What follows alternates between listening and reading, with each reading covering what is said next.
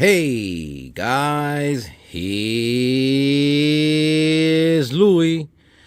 Well, in this video, I'm going to show you guys how to install a dipstick tube using this kit here that was sent to me by Butler's Performance, and I did buy the installation tool.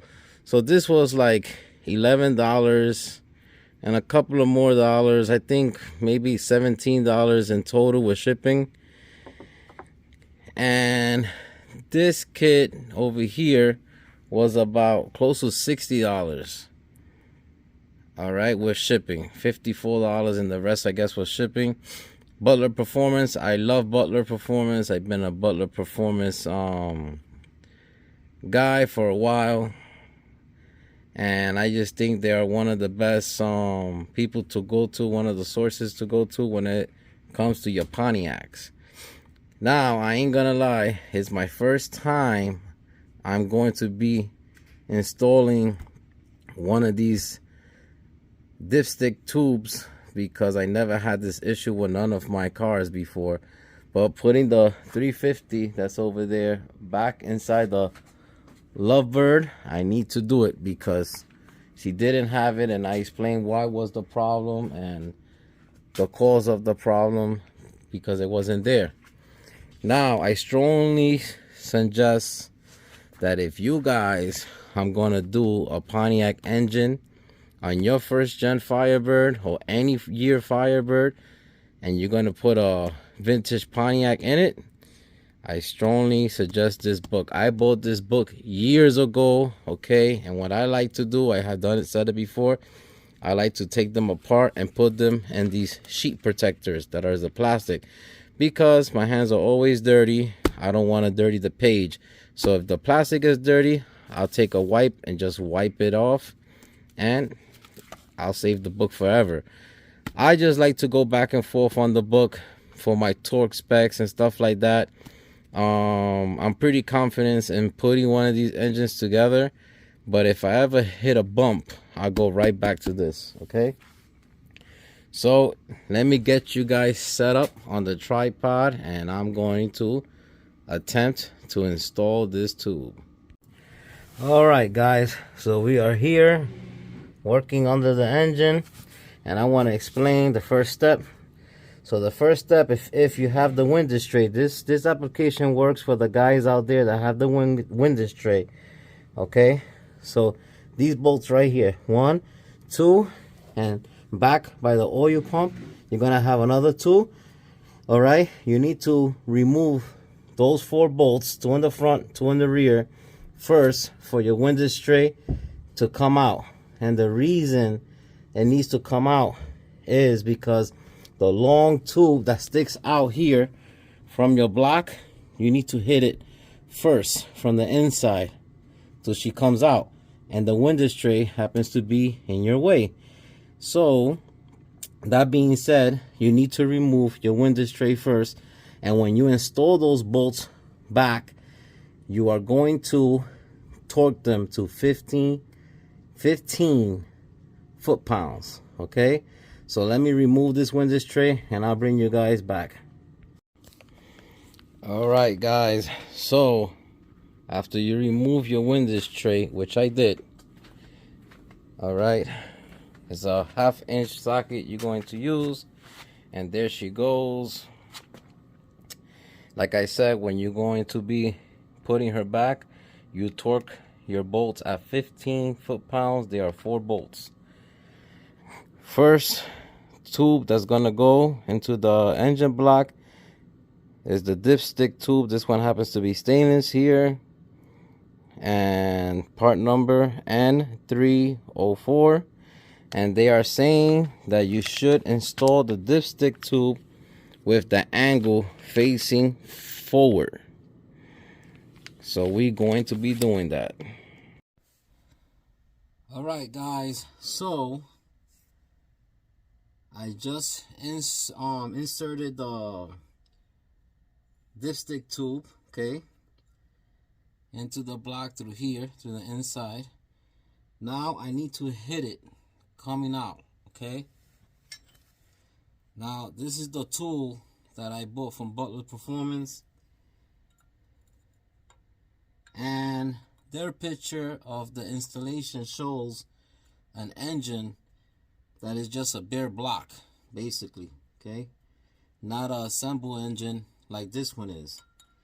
And I could clearly see here, I'm gonna be hitting the rotating assembly. So I'm gonna be hitting it, driving her in, and the instruction says to just leave very little out, and they show you a picture online, and it's very little where you have to leave out. But I'm gonna try to use something different because, like I said, I already could see problems here. She's gonna get wedged with the rotating assembly. So once I figure that out, I'll bring you guys right back. Alright guys, let me explain to you what I was talking about with this installation tool here. I hope you guys can see it. I turned off the lights of the garage. I'm only using a flashlight because the glare of the lights on the ceiling was interfering with the video.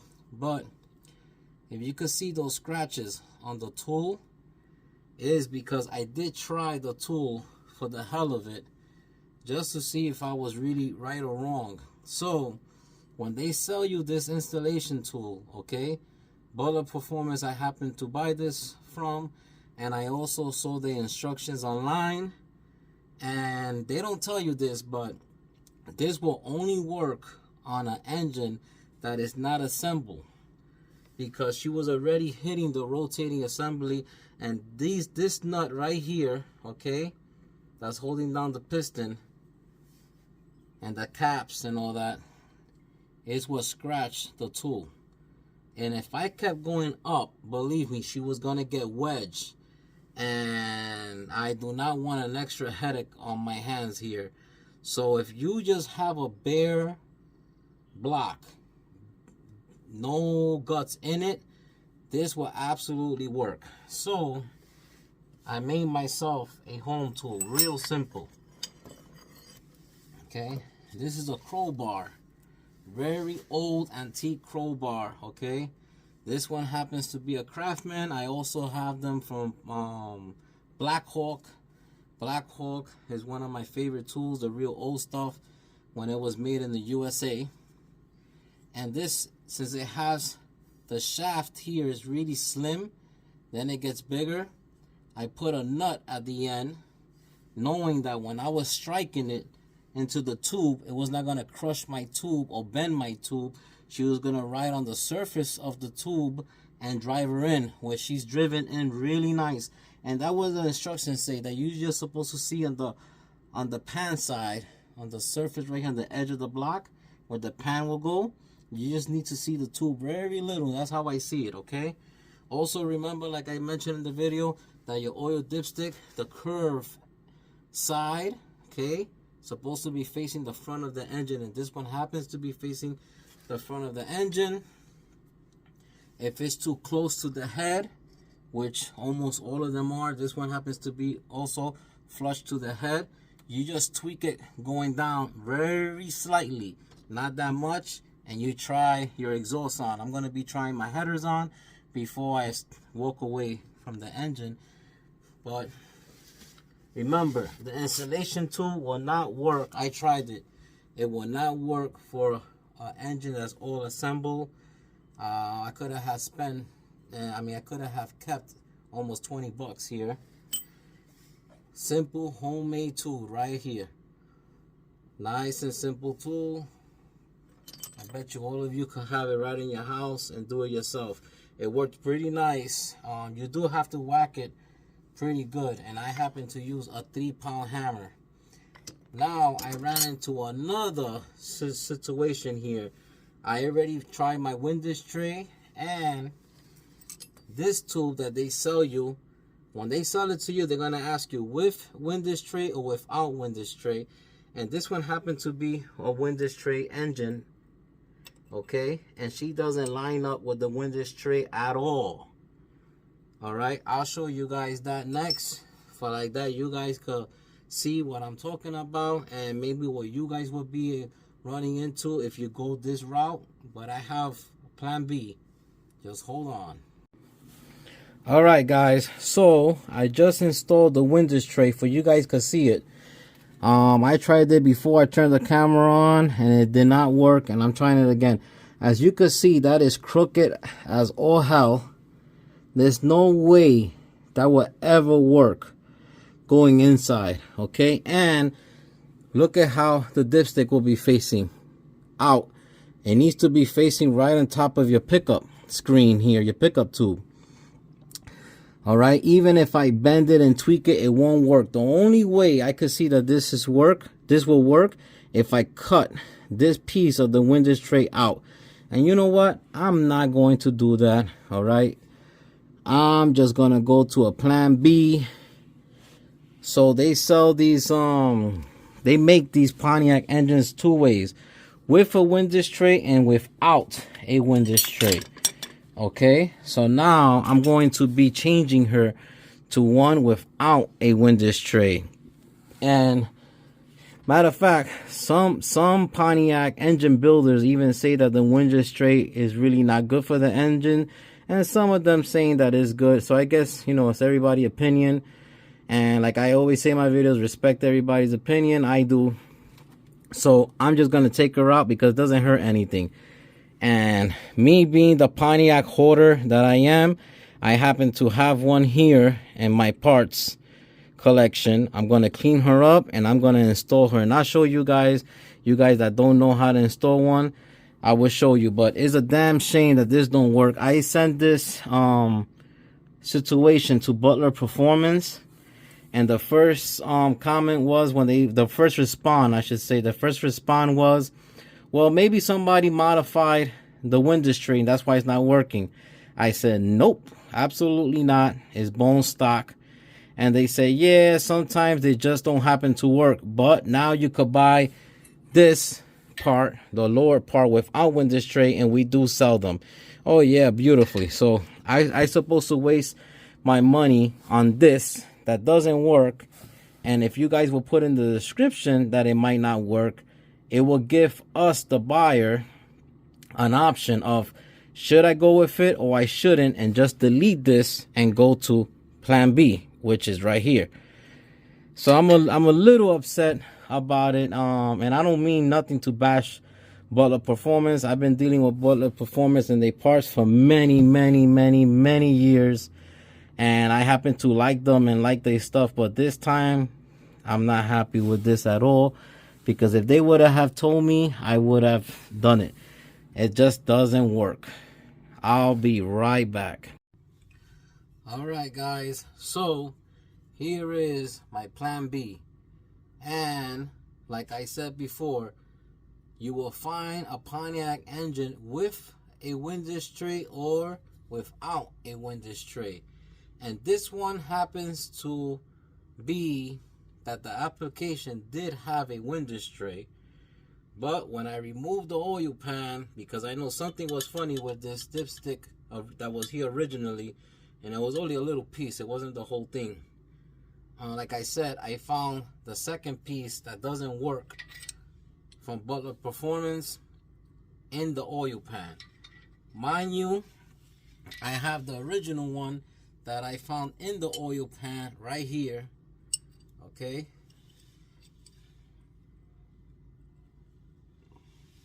and the original one does have more of a bend to it, but I don't want to use it. Okay, I'm not gonna go through this mess again and take out the engine and see what's going on. It's just a lot of work, and that design kind of sucks because the only thing holding this tube, okay, is when she goes inside this one. And let me tell you something, she doesn't even fit that tight, and maybe that's why it fell out, because the Windage tray really doesn't hold it for you. But this design, my plan B here, this design is way better, because on one of the main caps, okay, there's two bolts that she gets bolted right here, 1 and 2, And by the way, if you don't have the bolts and you have a Windage tray and you want to get rid of it and do this style like I'm doing, you can use those same bolts.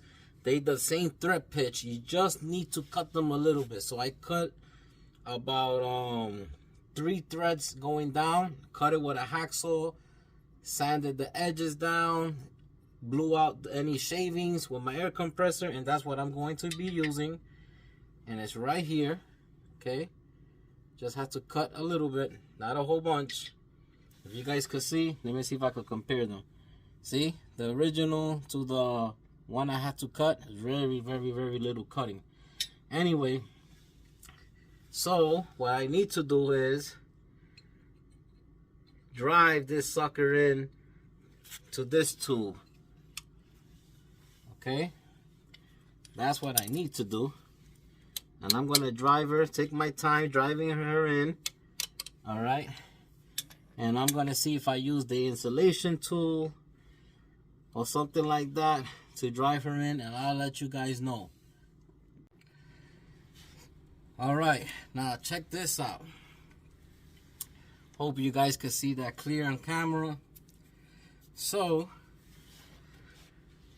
I hit her with the side of this kind of style hammer, okay, just like that, until she got driven into this tool. Okay, now this piece of metal right here that I showed you, this part, the bracket has 2 mounting holes which you are going to put your bolts.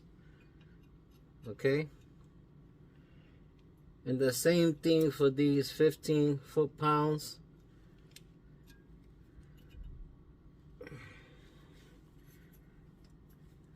Is a way better design. I'm even happy that it turned out, because this holds the dipstick way better, believe me. Now I know she won't fall or anything.